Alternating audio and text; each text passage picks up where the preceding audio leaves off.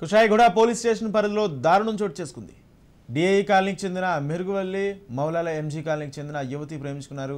కొన్ని విభేదాలతో యువతి బ్రేకప్ చెప్పడంతో కక్ష పెంచుకున్న ప్రియుడు మాట్లాడుకుందామని తీసుకువెళ్లి దాడికి పాల్పడ్డాడు.